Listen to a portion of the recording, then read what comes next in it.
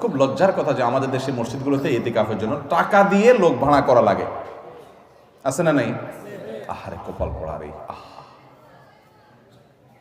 নবী করিম সাল্লাল্লাহু আলাইহি সাল্লাম রমজানের রোজা ফরজ হওয়ার পর থেকে নিয়ে তৃতীয় হিজরিতে, দ্বিতীয় বা তৃতীয় হিজরিতে রমজান রোজা ফরজ হওয়ার পর থেকে নিয়ে তার ওয়াফাতের আগ পর্যন্ত একটি বারের জন্য ইতিকাফ ছাড়া থাকেন নাই। যে আমলটা নবী করিম সাল্লাল্লাহু আলাইহি সাল্লামের জীবনে একবারও ছাড়েন নাই, আমরা বেশিরভাগ লোক জীবনে একবারও করি নাই। হাত তোলেন দেখি কারা কারা ইতিকাফ করছেন মসজিদ 10 দিন রমজানের শেষ 10 দিন ফুল ইতিকাফ করছেন, জীবনে একবার হলেও করছেন যারা হাত তোলেন। দেখেন কয়টা হাত উঠছে, গোনা যাবে না। এর মানে হলো ম্যাক্সিমাম মানুষ আমরা জীবনে একবারও করি নাই।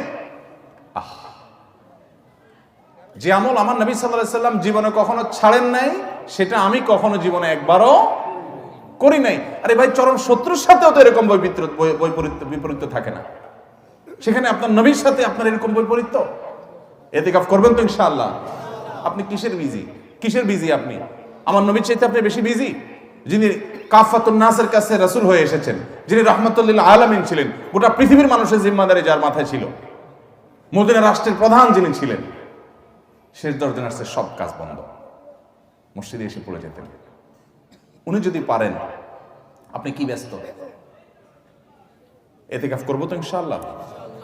রমজানের শেষ দশকে করবেন, সামনের বছর নিয়ত করছেন যারা হাত তোলেন দেখি, সিরিয়াস যারা নিয়ত করছেন, আল্লাহ আমাদের তৌফিক দান করুন, আর বাকিদেরকে আল্লাহ তাআলা নিয়ত করার তৌফিক দান করুন। ইতিকাফ করবো তো ইনশাআল্লাহ।